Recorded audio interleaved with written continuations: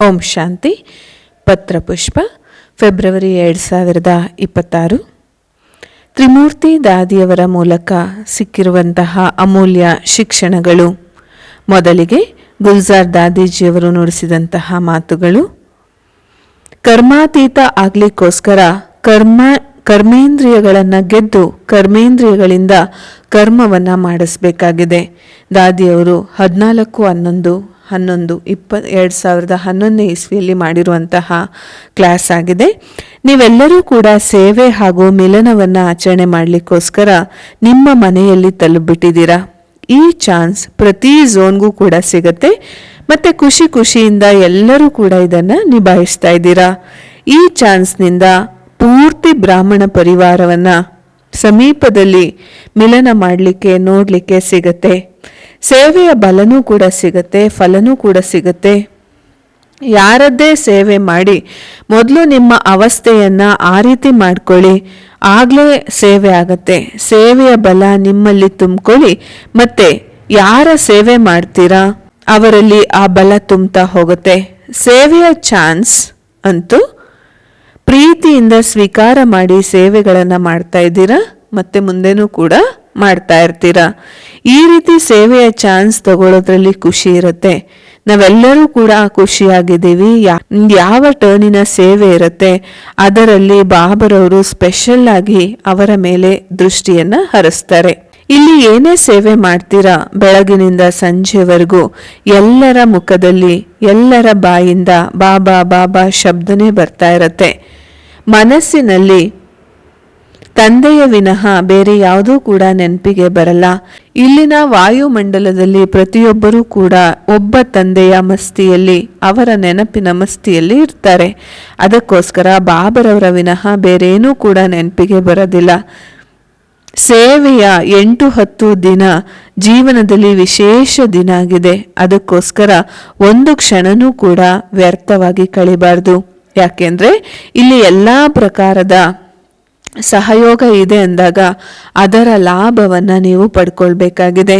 ನಿಮ್ಮಲ್ಲಿ ಏನೆಲ್ಲ ಕಡಿಮೆಗಳು, ಬಲಹೀನತೆಗಳು, ತಪ್ಪುಗಳು ಅನ್ನ ತಿಳ್ಕೊಳ್ತೀರಾ, ಬಾಬರವರ ಮನೆಯಲ್ಲಿ ಬಿಟ್ಟು ಪರಿವರ್ತನೆ ಮಾಡಿ ಹೋಗಿ, ಆಗ ನಿಮಗೆ ಬಲ ಸಿಗತ್ತೆ. ಇಲ್ಲಿ ಶಕ್ತಿಶಾಲಿ ಆತ್ಮಗಳನ್ನು ನೋಡಿ ನಿಮ್ಮ ತಪ್ಪುಗಳು ಬಹಳ ಬೇಗ ತಿಳುವಳಿಕೆಗೆ ಬರುತ್ತೆ. ನನ್ನಲ್ಲಿ ಈ ಕೊರತೆ ಇದೆ, ನನ್ನಲ್ಲಿ ಈ ರೀತಿ ಫೀಲಿಂಗ್ ಇದೆ ಅನ್ನೋದು ಗೊತ್ತಾಗುತ್ತೆ. ಯೋಗಯುಕ್ತರಾಗಿ ಅಮೃತ ವೇಳೆ ಬಾಬರವರಿಗೆ ಹೇಳಿ ಬಾಬರವರಿಂದ ವರದಾನವನ್ನು ಪಡ್ಕೊಳ್ಬೋದಾಗಿದೆ. ಬಾಬರವರಂತೂ ವರದಾನ ಕೊಡ್ಲಿಕ್ಕೋಸ್ಕರ ಆಫರ್ ಮಾಡಿದರೆ, ಆದರೆ ಅದನ್ನು ಪಡ್ಕೊಳ್ಳಿಕ್ಕೋಸ್ಕರ ಸ್ಥಿತಿನೂ ಕೂಡ ಅದೇ ರೀತಿಯಾದದ್ದು ಬೇಕಾಗಿದೆ. ನಡೀತಾ ಪುರುಷಾರ್ಥ ಸಡಿಲ ಆಗುವ ಕಾರಣ ದೃಢತೆಯಲ್ಲಿ ಕಡಿಮೆ ಆಗ್ತಾ ಹೋಗುತ್ತೆ. ದೃಢತೆ ಅಂದರೆ ಮಾಡಲೇಬೇಕಾಗಿದೆ. ಹಾಗೂ ಎಷ್ಟು ದೃಢತೆ ಇರುತ್ತೆ ಅಷ್ಟು ಸಫಲತೆ ಇದ್ದೇ ಇದೆ. ಯಾರು ಹೇಗೆ ಇರಲಿ, ಏನೇ ಇರಲಿ, ಆದರೂ ಕೂಡ ಪ್ರತಿಯೊಬ್ಬರ ಪ್ರತಿಯಾಗಿ ದಯಾಹೃದಯದ ಭಾವನೆ, ಶುಭ ಭಾವನೆ, ಶುಭ ಕಾಮನೆಯನ್ನು ಇಡುತ್ತಾ ಎಲ್ಲರನ್ನ ತಂದೆಯ ಸಮೀಪ ತರಬೇಕಾಗಿದೆ.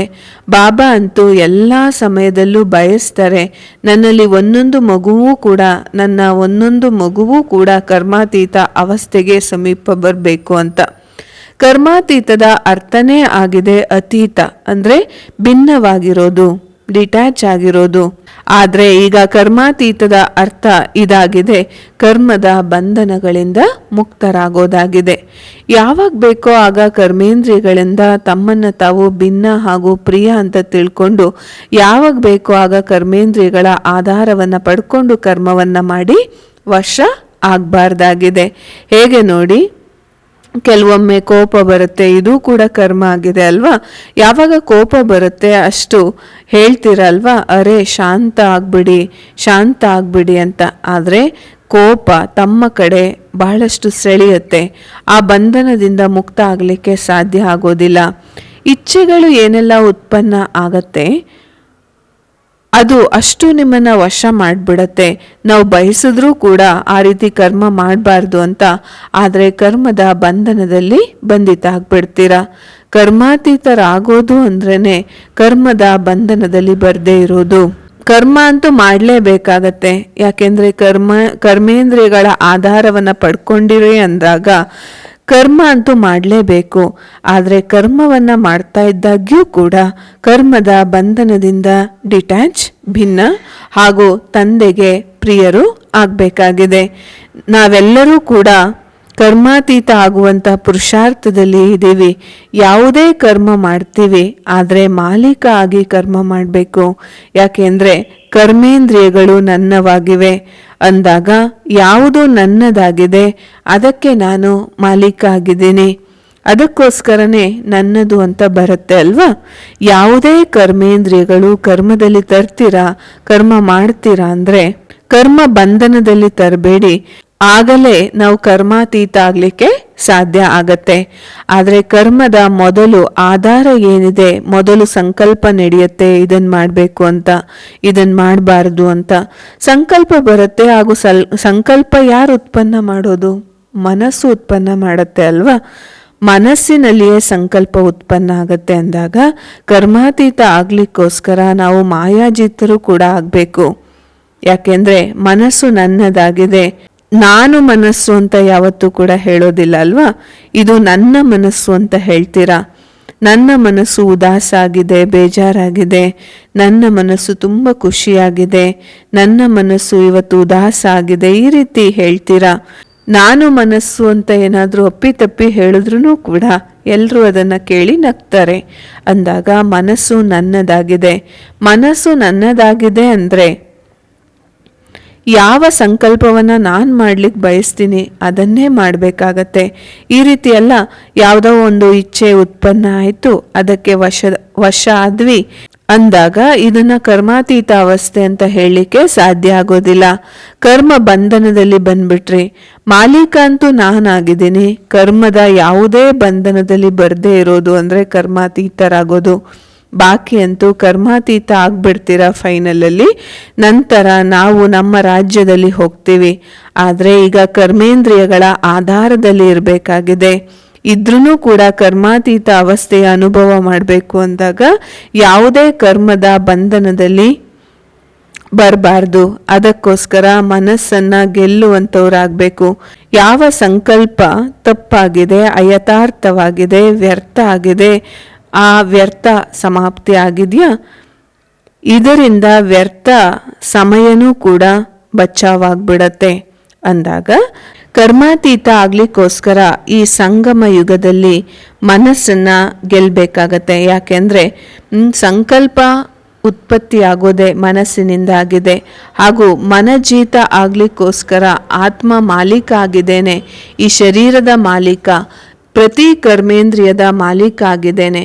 ಹೇಗೆ ಕೈಯನ್ನ ಹೇಗೆ ಬೇಕಾದರೂ ಮಡ್ಸ್ಲಿಕ್ಕೆ ಬಯಸ್ತೀವಿ ಅಂದರೆ ಮಡ್ಚಬಹುದಾಗಿದೆ, ಅದೇ ರೀತಿ ಮನಸ್ಸು ಕೂಡ ನನ್ನ ವಶದಲ್ಲಿ ಬರಬೇಕು.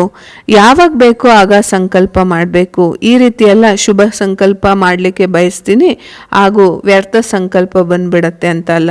ಯಾಕೆಂದರೆ ಕೆಲವು ಅಕ್ಕಂದ್ರು ಅಣ್ಣಂದ್ರು ಹೇಳ್ತಾ ಇರ್ತಾರೆ, ನಾನಂತೂ ಶುದ್ಧ ಸಂಕಲ್ಪ ಮಾಡಲಿಕ್ಕೆ ಕುತ್ಕೊಳ್ತೀನಿ, ಆದರೆ ವ್ಯರ್ಥ ಸಂಕಲ್ಪಗಳೇ ಬರುತ್ತೆ ಅಂತ ಹೇಳ್ತಾರೆ.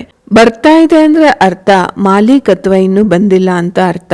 ಆತ್ಮ ಆಗಿದ್ದೀನಿ ಆದ್ರೆ ಮಾಸ್ಟರ್ ಸರ್ವಶಕ್ತಿವಂತ ಆಗಿಲ್ಲ, ಅದಕ್ಕೆ ಈ ರೀತಿ ಆಗತ್ತೆ. ಇದರಿಂದ ಸಿದ್ಧ ಆಗತ್ತೆ ಮನಸ್ಸಿನ ಮೇಲೆ ಕಂಟ್ರೋಲ್ ಇಲ್ಲ ಅಂತ.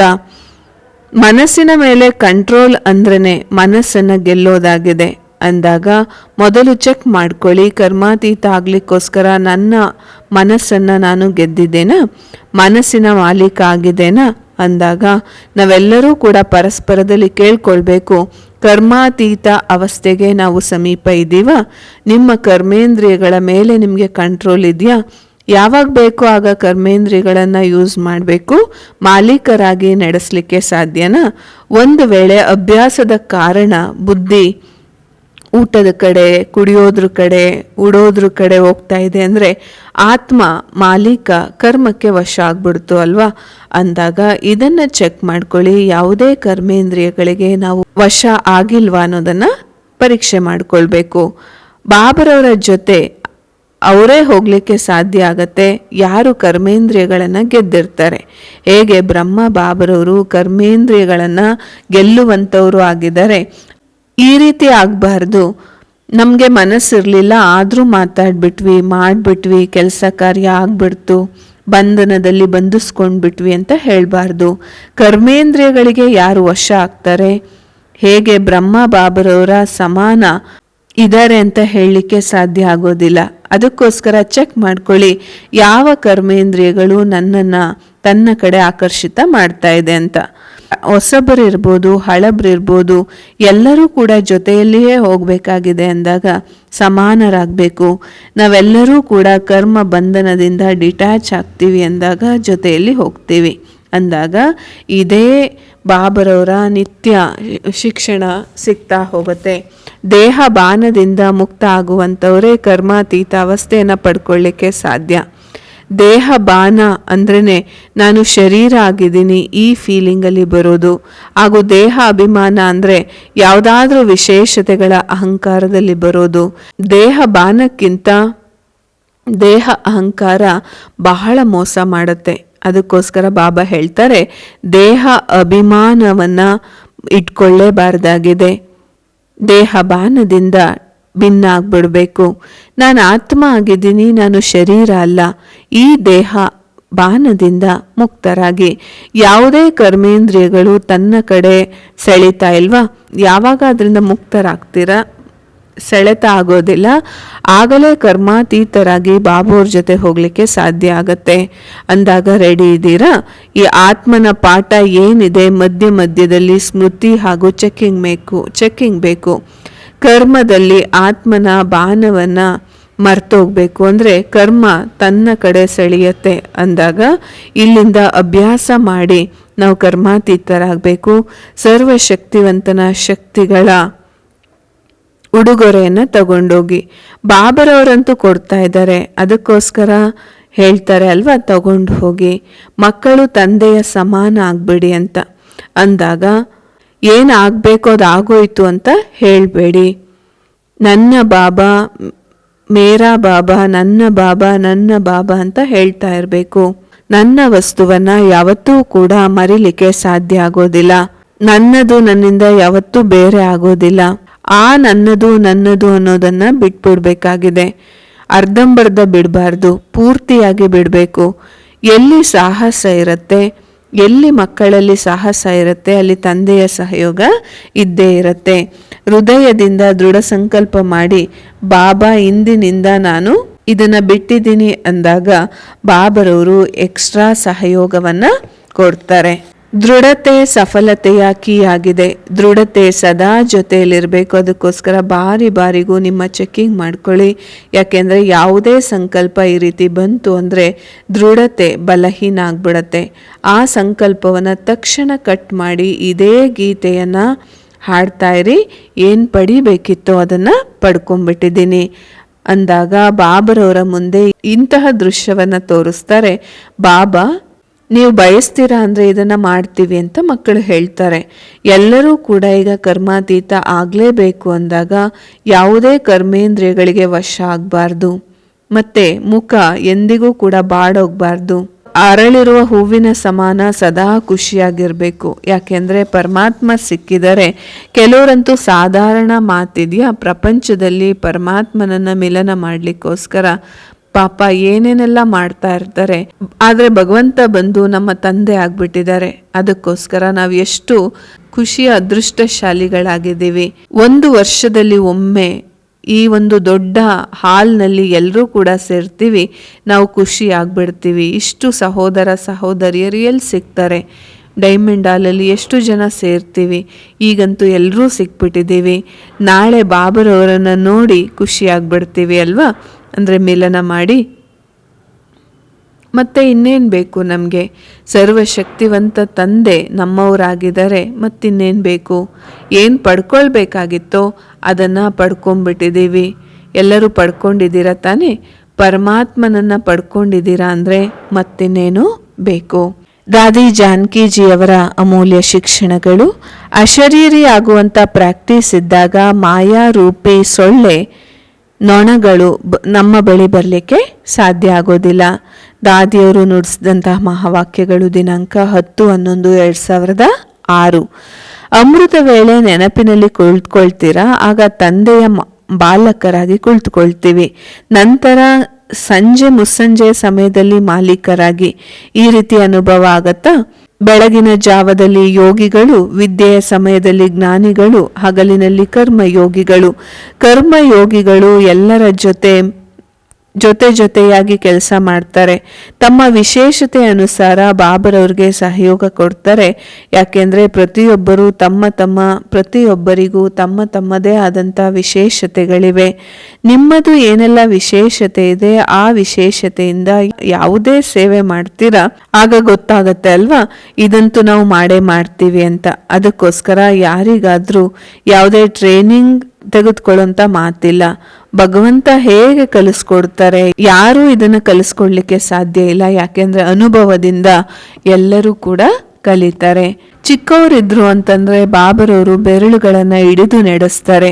ದೊಡ್ಡವರಾದ್ವಿ ಅಂತಂದ್ರೆ ಬೆರಳಿನ ಸೂಚನೆಯಿಂದ ತಿಳಿಸ್ಕೊಡ್ತಾರೆ, ಬೆರಳನ್ನ ಮಾಡಿ ತಿಳಿಸ್ಕೊಡ್ತಾರೆ.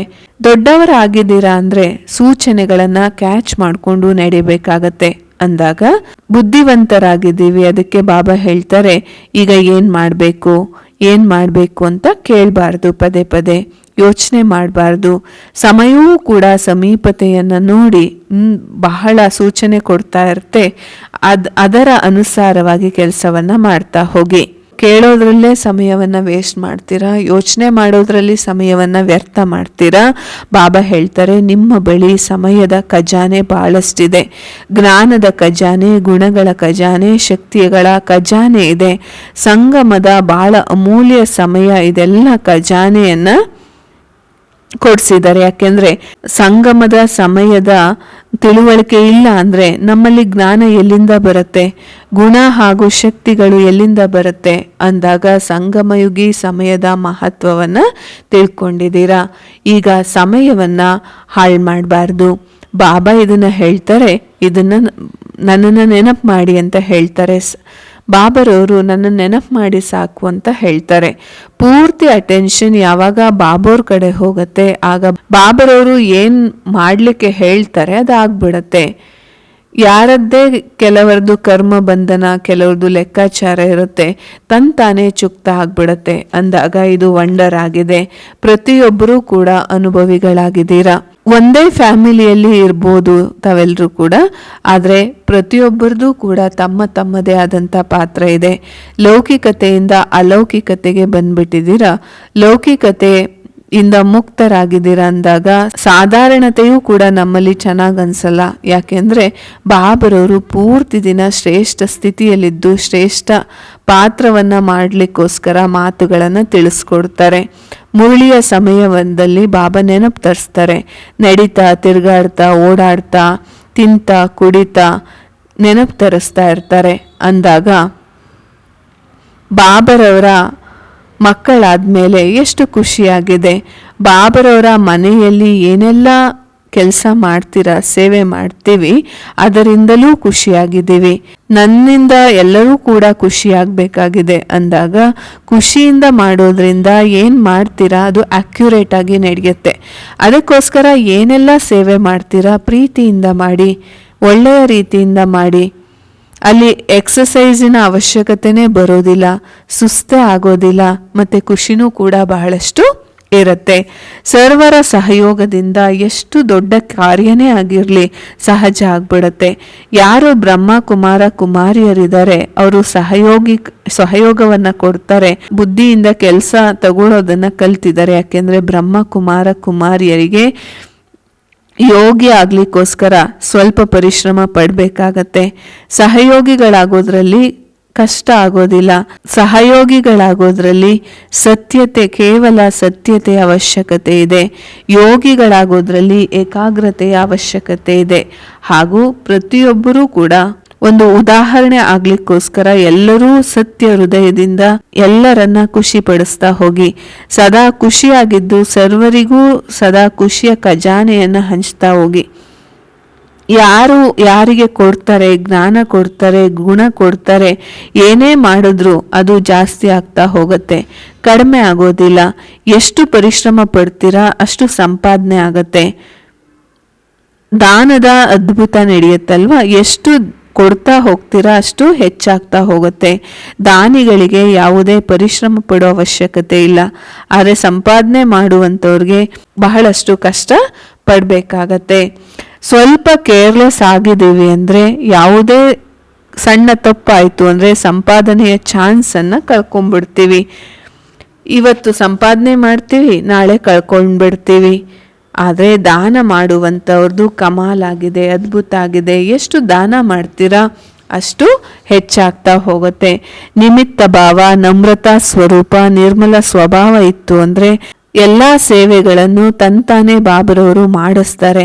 ಬಾಬರವರು ಏನು ಹೇಳಿದ್ದಾರೆ, ಸತ್ಯಕರ್ಮ ಶ್ರೇಷ್ಠ ಕರ್ಮ ಮಾಡಿದ್ದೀರಾ ಅಂದರೆ ಅದರ ಫಲವನ್ನು ನಾವು ತಿಂದೇ ತಿಂತೀವಿ. ನಾನು ಆತ್ಮ ಈಶ್ವರನ ಮಗುವಾಗಿದ್ದೀನಿ. ಈ ಸ್ಮೃತಿಯ ನಶೆ ಇರಬೇಕು. ಆತ್ಮ ಅಂತ ತಿಳ್ಕೊಳ್ಳೋದ್ರಿಂದ ದೇಹ ಬಾನ ಮುಕ್ತ ಆಗತ್ತೆ. ಕ್ಷಣ ಕ್ಷಣನೂ ಕೂಡ ನಾನು ಆತ್ಮ ಆಗಿದ್ದೀನಿ. ಈ ಬಾನದಲ್ಲಿರೋದ್ರಿಂದ ಮನಸ್ಸು ಶಾಂತ ಆಗತ್ತೆ. ಕರ್ಮೇಂದ್ರಿಯಗಳು ಕಂಟ್ರೋಲಲ್ಲಿರುತ್ತೆ. ಯಾವುದೇ ಕರ್ಮೇಂದ್ರಿಯಗಳು ಮೋಸ ಮಾಡಲಿಕ್ಕೆ ಸಾಧ್ಯ ಇಲ್ಲ. ಈ ಕಣ್ಣುಗಳು ಕೂಡ ತುಂಬ ಮೋಸ ಮಾಡುತ್ತೆ. ಆದರೆ ಈ ನಾಲಿಗೆಯ ರಸ ತಿನ್ನೋದ್ರಲ್ಲಿ ಮತ್ತೆ ಮಾತಾಡೋದ್ರಲ್ಲಿ ಕಡಿಮೆ ಇಲ್ಲ. ಇದರಿಂದಲೇ ಗೊತ್ತಾಗತ್ತೆ ಮಾಯಾಜೀತರಾಗಿದ್ದೀವ ಅಥವಾ ಇಲ್ವಾ ಅಂತ. ಎಲ್ಲಿಂದ ಮಾಯೆ ಹೆಚ್ಚು ಬರುತ್ತೆ? ಕಿವಿಯಿಂದಲೂ ಬರುತ್ತೆ, ಕಣ್ಣುಗಳಿಂದಲೂ ಕೂಡ ಬರುತ್ತೆ.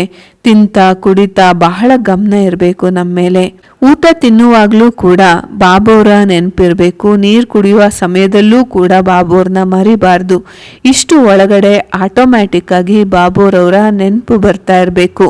ಪ್ರಪಂಚದಲ್ಲಿ ಶುದ್ಧ ನೀರು ಕೂಡ ಸಿಗೋದಿಲ್ಲ. ಇಲ್ಲಂತೂ ನೀರು ಶುದ್ಧ ಹಾಗೂ ಗಾಳಿನೂ ಕೂಡ ಫ್ರೆಶ್ ಆಗಿದೆ. ಅಂದರೆ ಮಧುಬನದಲ್ಲಿ ಎಲ್ಲಿಯೂ ಸಿಗದಂತಹ ವಸ್ತು ಇಲ್ಲಿ ಬಾಬರವರ ಮನೆಯಲ್ಲಿ ಸಿಗತ್ತೆ ಅಂದಾಗ ಬಾಬರವರನ್ನ ಗುಣಗಾನ ಮಾಡ್ತಾ ಇರಿ.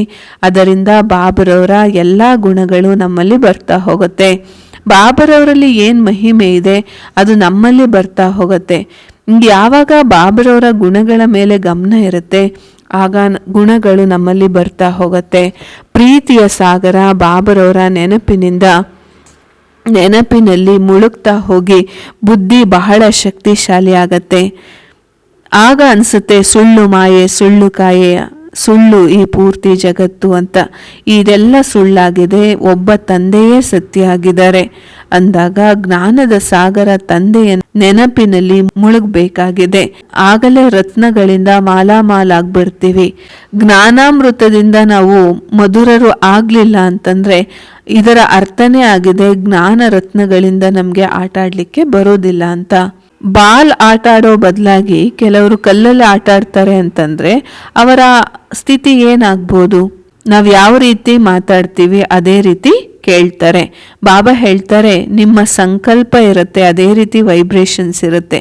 ಎಲ್ಲೇ ಇರಲಿ ಯಾವುದೇ ಸಂಕಲ್ಪವನ್ನ ಯಾರದೇ ಪ್ರತಿಯಾಗಿ ಮಾಡ್ತೀರಾ ಅಂದ್ರೆ ಅದು ತಲುಪುತ್ತೆ ಅಂದಾಗ ನಮ್ಮ ಸಂಕಲ್ಪದಲ್ಲಿ ಅಷ್ಟು ಶುದ್ಧತೆ, ಶ್ರೇಷ್ಠತೆ, ಇಷ್ಟು ಒಳ್ಳೆಯ ಭಾವನೆ ಇರಬೇಕು ಅಂದಾಗ ಹತ್ರ ಇದ್ದೀವ ಅಥವಾ ದೂರ ಇದ್ದೀವ ವೈಬ್ರೇಷನ್ಸ್ ಅಂತೂ ಅದು ತಲುಪುತ್ತೆ. ಕಡಿಮೆ ಅಂದರೂ ನಾನು ಈಶ್ವರನ ಸಂತಾನ ಆಗಿದ್ದೀನಿ, ಈಶ್ವರಿಯ ಸೇವೆ ಆಗಿದೆ, ಈಶ್ವರಿಯ ಪರಿವಾರ ಆಗಿದೆ. ಇದನ್ನ ಯಾವತ್ತೂ ಕೂಡ ಮರಿಬಾರ್ದು. ದೊಡ್ಡವರಿರ್ಲಿ ಚಿಕ್ಕವರಿರ್ಲಿ ಅವರೆಲ್ಲರೂ ನನ್ನ ಪರಿವಾರದವರಾಗಿದ್ದಾರೆ. ಒಂದು ವೇಳೆ ನನ್ನೊಳಗೆ ಈ ಯೋಚನೆ ಬಂತು ಅಂತಂದ್ರೆ, ಒಂದು ವೇಳೆ ಈ ರೀತಿ ಬಂತು ಅಂದ್ರೆ ಇವ್ರು ನನಗಿಂತ ಚಿಕ್ಕವರು, ಇವ್ರಿಗೆ ಬುದ್ಧಿ ಇಲ್ಲ ಅಂತ ಏನಾದರೂ ಹೇಳ್ತಿದ್ದೀರಾ ಅಂತಂದ್ರೆ ಜ್ಞಾನ ಸಾಗರನಿಂದ ಏನೂ ಪಡ್ಕೊಂಡಿಲ್ಲ ಅಂತ ಅರ್ಥ. ಯೋಚನೆಯಲ್ಲೂ ಕೂಡ ನಮ್ಮ ಖುಷಿ ಸಮಾಪ್ತಿ ಆಗ್ಬಿಡತ್ತೆ. ಅನ್ಯರಿಗೆ ಖುಷಿ ಪಡಿಸ್ಲಿಕ್ಕೆ ಬರಲಿಲ್ಲ ಅಂದರೆ ಮತ್ತಿನ್ನೇನು ಅನ್ಕೊಡ್ತೀರಾ? ನನ್ನ ಪ್ರಾರಬ್ಧ ಏನಾಗತ್ತೆ? ಲೇಟ್ ಅಂತೂ ಆಗ್ಬಿಟ್ಟಿದೆ, ಈಗ ಸಮಯ ಅಂತೂ ಕಳೆದ್ಬಿಟ್ಟಿದ್ದೀವಿ, ಸಫಲ ಅಂತೂ ಮಾಡಿಲ್ಲ. ಯಾರು ಸಮಯವನ್ನು ಸಫಲ ಮಾಡಿದ್ದಾರೆ, ಅನ್ಯರ ಸಮಯದ ಸಹಯೋಗ ಕೊಟ್ಟಿದ್ದಾರೆ, ಅವರಿಗೆ ಯಾವುದೂ ಕೂಡ ಕಷ್ಟ ಆಗೋದಿಲ್ಲ. ಅವರು ಎಲ್ಲವನ್ನ ಮುಗುಳ್ನಗ್ತಾ ಪಾರ್ ಮಾಡ್ತಾರೆ. ಏಂಜಲ್ ಆಗಬೇಕು ಅಂತಂದ್ರೆ, ದೇವತೆ ಆಗಬೇಕು ಅಂದರೆ ನಿಮ್ಮ ಹೃದಯದಲ್ಲಿ ಬಾಬರವ್ರನ್ನ ಕೂರಿಸ್ಬೇಕಾಗಿದೆ. ಆಗಲೇ ಮಹಾವೀರರಾಗ್ತೀರಾ. ಮಹಾರಥಿಗಳ ಮುಂದೆ ಮಾಯೆ ಬರುತ್ತೆ, ಆದರೆ ಮಹಾವೀರರ ಮುಂದೆ ಮಾಯೆ ಬರಲಿಕ್ಕೆ ಸಾಧ್ಯ ಇಲ್ಲ. ಅವರಂತೂ ಮಾಯೆಗೂ ಕೂಡ ಬಂದು ಕಿಡಿಯುವವರಾಗಿರ್ತಾರೆ. ಮಹಾರಥಿಗಳ ಮಹಾರಥಿಗಳನ್ನು ಟೆಸ್ಟ್ ಮಾಡಲಿಕ್ಕೋಸ್ಕರ ಅವರ ಸಮ್ಮುಖದಲ್ಲಿ ಮಾಯೆ ಸೊಳ್ಳೆಯ ರೂಪದಲ್ಲಿ ಅಥವಾ ನೊಣದ ರೂಪದಲ್ಲಿ ಬರುತ್ತೆ. ಆದರೆ ಮಹಾವೀರರ ಸಮ್ಮುಖದಲ್ಲಿ ಬರಲಿಕ್ಕೆ ಸಾಧ್ಯ ಇಲ್ಲ. ಅಶರೀರಿ ಆಗುವಂಥ ಪ್ರಾಕ್ಟೀಸ್ ಇಲ್ಲ ಅಂತಂದರೆ ಸೊಳ್ಳೆಗಳು ನೊಣಗಳು ಬರುತ್ತೆ. ಆದರೆ ಮಹಾರಥಿ ಅಂತ ತಮ್ಮನ್ನು ತಾವು ತಿಳ್ಕೊಳ್ಳೋದ್ರಿಂದ ಅದನ್ನು ಓಡಿಸ್ಬೋದಾಗಿದೆ. ಆದರೆ ಕೆಲವೊಮ್ಮೆ ಸೊಳ್ಳೆ ಕಚ್ಚಿಬಿಡತ್ತೆ. ಮಹಾವೀರರು ಹನುಮಂತನ ರೀತಿ ಇರ್ತಾರೆ. ಮಹಾರಥಿ ಪ್ರಯತ್ನ ಮಾಡ್ತಾ ಇರ್ತಾರೆ. ವೈಜಯಂತಿ ಮಾಲೆಯಲ್ಲಿ ಬರಲಿಕ್ಕೋಸ್ಕರ ನಂಬರ್ ವಾರ್ ಪುರುಷಾರ್ಥಿಗಳಾಗಿದ್ದಾರೆ. ಆದರೆ ಮಹಾವೀರರು ಸದಾ ರಾಮ ಅಂದರೆ ತಂದೆಯನ್ನು ಜೊತೆಗಾರನನ್ನಾಗಿ ಮಾಡಿಕೊಂಡು ಪ್ರತಿ ಮಾತಿನಲ್ಲಿ ಸಫಲತೆಯನ್ನು ಕೊರಳಿನ ಹಾರ ಮಾಡಿಕೊಂಡು ಅನುಭವ ಮಾಡ್ತಾ ಇರ್ತಾರೆ. ನಿಶ್ಚಯದಲ್ಲಿ ವಿಜಯ ಇದೆ. ಇದು ಅಟಲ ವಿಶ್ವಾಸ ಆಗಿದೆ. ಇದು ಆಗಿಯೇ ಹೋಗಿದೆ. ನಿಮ್ಮ ಲಕ್ಷಣವನ್ನು ನೋಡ್ಕೊಳ್ಳಿ. ನಾವು ಮಹಾರಥಿಗಳಾಗಿದ್ದೀವ ಅಥವಾ ಕುದುರೆ ಸವಾರರಾಗಿದ್ದೀವ? ಮಹಾರಥಿಗಳು ಕೂಡ ಬಹಳ ಗಮನ ಕೊಡಬೇಕಾಗತ್ತೆ. ಯಾವುದೇ ಅಂತಸಂಗ, ಯಾವುದೇ ಅಂತಹ ಮಾತು ಸ್ವಲ್ಪ ಮಾತ್ರ ಆದರೂ ಬಂತು, ಲೇಷ ಮಾತ್ರ ಬಂತು ಅಂದರೂ ಕೂಡ ಮುಖದ ಮೇಲೆ ಅದು ಕಾಣಿಸ್ತು ಅಂದರೆ ಮಹಾರಥಿಗಳ ಪೊಸಿಷನ್ನಿಂದ ಕೆಳಗಡೆ ಇಳ್ಕೊಂಡ್ಬಿಡ್ತೀರಾ. ಎಷ್ಟೇ ಮಾತುಗಳು ಬಂದರೂ ಆದರೆ ಸ್ವಯಂ ನಿಮ್ಮ ಮನಸ್ಸು ಬುದ್ಧಿಯನ್ನು ಸೆಟ್ ಮಾಡಿಕೊಂಡು ಸೀಟ್ನಲ್ಲಿ ಕುಳಿತುಕೊಳ್ಳಿ. ಆಗ ಪೂರ್ತಿ ಅಪೋಸಿಷನ್ ತಾನೇ ನಿಧಾನವಾಗಿ ಸಮಾಪ್ತಿ ಆಗಿಬಿಡತ್ತೆ. ಕೆಲವರಂತೂ ಆ ರೀತಿ ಇದ್ದಾರೆ, ಹೇಗೆ ಚಿಕ್ಕ ಮಗು ಥರ ಇರ್ತಾರೆ. ಅವರು ಒಂದು ಕಡೆ ಶಾಂತವಾಗಿ ಕೂತ್ಕೊಳ್ಳೋಕ್ಕೆ ಆಗೋದಿಲ್ಲ. ಅಲ್ಲಿ ಇಲ್ಲಿ ನೋಡ್ತಾ ಇರ್ತಾರೆ, ಯಾವುದಾದ್ರೂ ಯೋಚನೆ ಮಾಡ್ತಾ ಇರ್ತಾರೆ. ಯೋಗದಲ್ಲಿ ಕಷ್ಟಪಟ್ಟು ಕೂತ್ಕೊಳ್ತಾರೆ. ಯಾಕೆಂದರೆ ಬುದ್ಧಿ ಬಾರಿಗೂ ಹೊರಗಡೆ ಹೋಗ್ತಾ ಇರತ್ತೆ. ಇಲ್ಲಿ ಸಂಘಟನೆಯಲ್ಲಿ ನಿಮಿತ್ತ ಮಾತ್ರವಾಗಿ ಕುಳಿತುಕೊಂಡಿರ್ತಾರೆ. ಮನಸ್ಸಿನಲ್ಲಿ ಯಾವುದಾದರೂ ಆಳವಾದ ಶಾಂತಿಯ ಅನುಭವ ಆಯಿತು ಅಂದರೆ ಬಾಬರವ್ರ ಮೇಲೆ ಬಹಳ ಪ್ರೀತಿ ಇರುತ್ತೆ. ಕೆಲವೊಮ್ಮೆ ಜ್ಞಾನದ ಒಳ್ಳೆ ಮಾತುಗಳು ನೆನಪು ಬರುತ್ತೆ ಅಂದಾಗ ಬಾಬರವರು ಬಹಳ ಚೆನ್ನಾಗಿ ಅನ್ನಿಸ್ತಾರೆ. ಅಂದಾಗ ಬಾಬಾ ಜ್ಞಾನ ಸಾಗರ ಆಗಿದ್ದಾರೆ, ಶಾಂತಿಯ ಸಾಗರ ಆಗಿದ್ದಾರೆ, ಪ್ರೀತಿಯ ಸಾಗರ ಆಗಿದ್ದಾರೆ, ಜ್ಞಾನದ ಸಾಗರ ಆಗಿದ್ದಾರೆ, ಆನಂದದ ಸಾಗರ ಆಗಿದ್ದಾರೆ. ಶಾಂತಿ ಹಾಗೂ ಪ್ರೇಮ ಈ ಎರಡರಿಂದ ಕೇವಲ ಖುಷಿ ಅಷ್ಟೇ ಅಲ್ಲ, ಆನಂದ ಸ್ವರೂಪದಲ್ಲೂ ಕೂಡ ಸ್ಥಿತ ಆಗ್ಬಿಡ್ತೀರಾ. ಖುಷಿ ಸ್ವರೂಪ ಅಂತ ಹೇಳೋದಿಲ್ಲ, ಸುಖ ಸ್ವರೂಪ ಅಂತ ಹೇಳೋದಿಲ್ಲ, ಆದರೆ ಆನಂದ ಸ್ವರೂಪ ಅಂತ ಹೇಳಲಾಗತ್ತೆ. ಬಾಬಾ ಹೇಳ್ತಾರೆ, ನಿಮ್ಮನ್ನು ಬ್ರಾಹ್ಮಣರನ್ನಾಗಿ ಮಾಡಿದ್ದೇನೆ ಅಂದಾಗ ನೀವು ಮೊದಲು ಬ್ರಾಹ್ಮಣರ ಗುಣವನ್ನು ಧಾರಣೆ ಮಾಡ್ಕೊಳ್ಳಿ. ಸ್ವದರ್ಶನ ಚಕ್ರಧಾರಿ ಬ್ರಾಹ್ಮಣ ಕುಲಭೂಷಣ ಅಂತ ಯಾರಿಗೆ ಹೇಳಲಾಗತ್ತೆ, ಅದಕ್ಕೆ ಗಮನ ಕೊಡಿ. ಅಂದಾಗ ಬ್ರಾಹ್ಮಣರಲ್ಲಿಯೂ ಕೂಡ ನನ್ನ ಪಾತ್ರ ಈ ರೀತಿ ವಿಶೇಷವಾಗಿದೆ. ಅದರಲ್ಲಿ ಪವಿತ್ರತೆ, ಸತ್ಯತೆ, ನಮ್ರತೆ, ಧೈರ್ಯತೆ, ಗಂಭೀರತೆ ಇರುತ್ತೆ. ಈ ರೀತಿ ಬ್ರಾಹ್ಮಣರು ಎಲ್ಲಿರ್ತಾರೆ ಅವರಿಗೆ ಶೋಭಿಸುತ್ತೆ. ಆಟೋಮ್ಯಾಟಿಕಲಿ ಎಲ್ಲರ ಹೃದಯದಲ್ಲಿ ಅವರಿಗೆ ಪ್ರೀತಿ, ರೆಸ್ಪೆಕ್ಟ್ ಸಿಗುತ್ತೆ. ನಾನು ಇಷ್ಟು ಪರಿಶ್ರಮ ಪಟ್ಟಿದ್ದೀನಿ, ಆದರೆ ನನಗೋಸ್ಕರ ಯಾರೂ ಕೂಡ ರೆಸ್ಪೆಕ್ಟ್ ಕೊಡೋದಿಲ್ಲ. ಈ ಯೋಚನೆ ಬಂತು ಅಂತಂದರೆ ರೆಸ್ಪೆಕ್ಟ್ ಇನ್ನೂ ಕೂಡ ನಿಮ್ಮಿಂದ ದೂರ ಆಗ್ತಾ ಹೋಗುತ್ತೆ. ರೆಸ್ಪೆಕ್ಟ್ ಅಂತೂ ಗುಣವಂತರಿಗೆ ತಂತಾನೇ ಸಿಗುತ್ತೆ. ಅದಕ್ಕೋಸ್ಕರ ಧೈರ್ಯ ತಗೊಳ್ಬೇಕು. ಅಂದಾಗ ನಿಮ್ಮ ಸುಖದ ದಿನಗಳು ಬಂದ್ಬಿಡ್ತಾ ಇದೆ. ಈ ರೀತಿ ಖುಷಿ ಪಡಿಸ್ಲಿಕ್ಕೆ ಮಹಿಮೆ ಮಾಡ್ತಾ ಇಲ್ಲ, ಹೃದಯದಿಂದ ಮಹಿಮೆ ಆಗ್ತಾ ಇದೆ. ವಾಣಿಯಿಂದ ಮಧುರತೆ, ಯಾವುದೇ ಕಾರಣಕ್ಕೆ ಕ್ರಿಟಿಸೈಸ್ ಮಾಡುವ ಸಂಸ್ಕಾರ ಇಲ್ಲ ಅಂದಾಗ ರೆಸ್ಪೆಕ್ಟ್ ತಂತಾನೆ ಜನ್ಮ ಪಡ್ಕೊಳ್ಳತ್ತೆ. ದಾದಿ ಪ್ರಕಾಶ್ ಮಣಿಜಿಯವರ ಅಮೃತ ವಚನ. ನಾವೆಲ್ಲರೂ ಕೂಡ ಮಾತುಗಳಿಂದ ಭಿನ್ನ ಪರಮ ಯೋಗಿಗಳಾಗಿದ್ದೇವೆ. ಭಿನ್ನವಾಗಿರುವಂತಹ ಪರಮಧಾಮ ನಿವಾಸಿಯಾಗಿದ್ದು ಇರಲಿಕ್ಕೆ ಸಾಧ್ಯ ಇದೆ. ನಾವು ಎಲ್ಲ ಖಾತೆಗಳನ್ನು ಸಮಾಪ್ತಿ ಮಾಡಿ ವಿಕರ್ಮಾಜೀತರಾಗಬೇಕು. ಈಗ ಯಾವುದೇ ಖಾತೆಯನ್ನು ಇಟ್ಕೊಳ್ಬಾರ್ದು. ಯಾವುದೇ ಈ ಪ್ರಪಂಚದಲ್ಲಿ ಇಚ್ಛೆ ಇರಬಾರ್ದು. ಪೂರ್ತಿ ಪ್ರಪಂಚದ ಶೋಂಕ್ ನಮಗೆ ಜಗತ್ತಿನ ಶೋಂಕ್ ಏನಿದೆ ಅದು ಸತ್ತೋಗಿದೆ. ನಮಗೆ ಪ್ರಪಂಚದ ಮೇಲೆ ಯಾವುದೇ ಶೋಂಕಿಲ್ಲ, ಇಚ್ಛೆ ಇಲ್ಲ. ನಾನು ಹಾಗೂ ನನ್ನ ಬಾಬಾ ಬಿಟ್ಟರೆ ಬೇರೆ ಯಾರೂ ಕೂಡ ಇಲ್ಲ. ಬಾಬರವರ ಸೇವೆ ಆಗಿದೆ, ಮಕ್ಕಳು ಕೂಡ ಬಾಬರವರ ಮಕ್ಕಳಾಗಿದ್ದಾರೆ, ಯಜ್ಞನೂ ಕೂಡ ಬಾಬೋರ್ದಾಗಿದೆ, ಜೀವನನೂ ಕೂಡ ಬಾಬೋರ್ದಾಗಿದೆ, ಧನನೂ ಕೂಡ ಬಾಬೋರ್ದಾಗಿದೆ. ಸಂಪಾದನೆ ಮಾಡ್ತೀವಿ ಬಾಬೋರ್ಗೋಸ್ಕರ,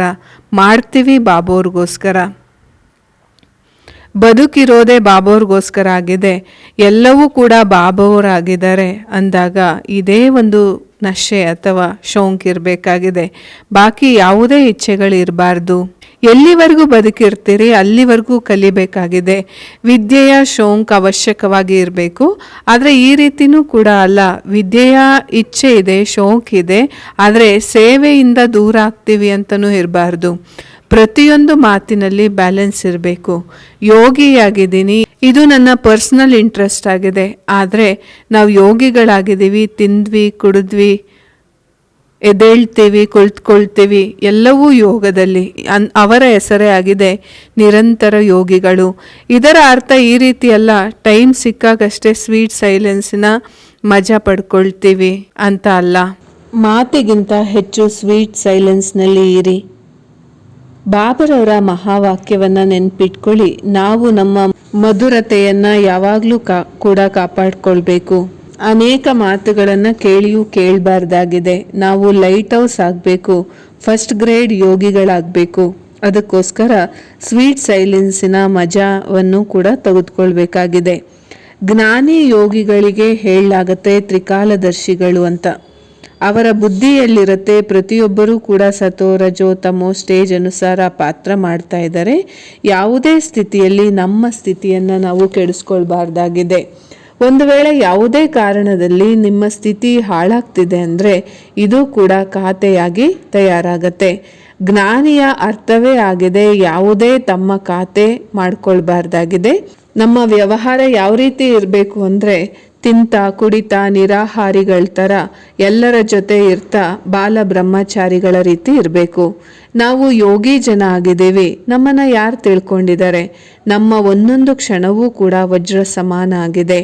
ಸಂಗಮ ಯುಗ ಡೈಮಂಡ್ ಯುಗ ಆಗಿದೆ ಅಂದಾಗ ಬೆಳಗ್ಗಿನಿಂದ ಹಿಡಿದು ರಾತ್ರಿಯವರೆಗೆ ಮಲಗುವವರೆಗೆ 18 ಗಂಟೆಯ ಚಾರ್ಟ್ ನೋಡ್ಕೊಳ್ಳಿ. ಸ್ನಾನ ಮಾಡೋದು, ಬಟ್ಟೆಯನ್ನು ತೊಳೆಯೋದು, ತಿನ್ನೋದು, ಕುಡಿಯೋದು, ಕ್ಲಾಸಲ್ಲಿ ಹೋಗೋದು, ಯೋಗ ಮಾಡೋದು, ಸೇವೆ ಮಾಡೋದು, ಇದೆಲ್ಲ ನನ್ನ ಚಾರ್ಟ್ನಲ್ಲಿ ಇದೆ. ಲೌಕಿಕವನ್ನು ಕೂಡ ಅಲೌಕಿಕ ಅಂತ ತಿಳ್ಕೊಂಡು ನಡಿಬೇಕಾಗಿದೆ. ಯಾವುದೇ ಕೆಲಸ ಮಾಡ್ತೀರಿ ಬಾಬರವ್ರ ಜೊತೆ ಬಾಬಾವರ ಸೇವೆ ಮಾಡ್ತಾ ಇದ್ದೀವಿ ಅಂತ ತಿಳ್ಕೊಳ್ಬೇಕು. ಬಾಬಾ ಹಾಗೂ ಬಾಬರವರ ಸೇವೆಯ ವಿನಃ ಮೂರನೆಯದ್ದು ಏನೂ ಕೂಡ ಮಧ್ಯದಲ್ಲಿ ಬರಬಾರ್ದು. ನಾನು ನಿನ್ನ ಸೇವೆಯನ್ನು ಮಾಡ್ತಿಲ್ಲ, ನೀವು ನನ್ನ ಸೇವೆಯನ್ನು ಮಾಡ್ತಾ ಇಲ್ಲ. ಒಂದು ವೇಳೆ ನಾನು ಯಾರದ್ದೇ ಪರ್ಸನಲ್ ಸೇವೆ ಮಾಡ್ತೀನಿ ಅಂದರೆ ಅದು ಕೂಡ ಖಾತೆ ತಯಾರಾಗ್ಬಿಡತ್ತೆ. ನನ್ನದು ನಿನ್ನದು ಅಂತ ಖಾತೆಯನ್ನು ತಯಾರು ಮಾಡ್ಕೊಳ್ಬಾರ್ದಾಗಿದೆ. ಯೋಗಿಯ ಅರ್ಥನೇ ಆಗಿದೆ ಎಲ್ಲ ಖಾತೆಗಳು ಸಮಾಪ್ತಿ. ಒಂದು ವೇಳೆ ನಮ್ಮ ಸಮಯ ವೇಸ್ಟ್ ಥಾಟ್ಸ್ನಲ್ಲಿ ಕಳೀತಾ ಇದ್ದೀವಿ ಅಂದರೆ ಅದು ಕೂಡ ಯೋಗದ ಖಾತೆಯಲ್ಲಿ ಜಮೆ ಆಗೋದಿಲ್ಲ. ನಾನು ವ್ಯರ್ಥ ಮಾತುಗಳನ್ನು ಕೇಳ್ತೀನಿ ಅಂದಾಗ ಆ ಕೇಳೋದ್ರಲ್ಲೂ ಕೂಡ ನನ್ನ ಸಮಯ ವೇಸ್ಟ್ ಆಗತ್ತೆ. ನಾನು ವ್ಯರ್ಥ ಮಾತನಾಡ್ತಿದ್ದೀನಿ ಅಂದಾಗ ನನ್ನ ಖಾತೆ ಜಮೆ ಆಯಿತು ಅಥವಾ ಸಮಾಪ್ತಿ ಆಯಿತಾ? ಸಂಗಮದಲ್ಲಿ ಒಂದೊಂದು ಮಾತಿನ ಬಗ್ಗೆನೂ ಕೂಡ ಬಹಳ ಲೆಕ್ಕಾಚಾರ ಇದೆ. ಅದಕ್ಕೋಸ್ಕರ ನನ್ನ ಮಾತು, ನಾನು ಮಾತನಾಡೋದು, ನಾನು ಕೇಳೋದು ಆ ರೀತಿ ಇರಬೇಕು. ಅದರಿಂದ ಖಾತೆಗಳು ತಯಾರಾಗಬಾರ್ದು. ಇಷ್ಟು ಎಚ್ಚರಿಕೆ ನಾವು ಯೋಗಿಗಳು ಇಟ್ಕೊಳ್ಬೇಕಾಗಿದೆ. ಓಂ ಶಾಂತಿ.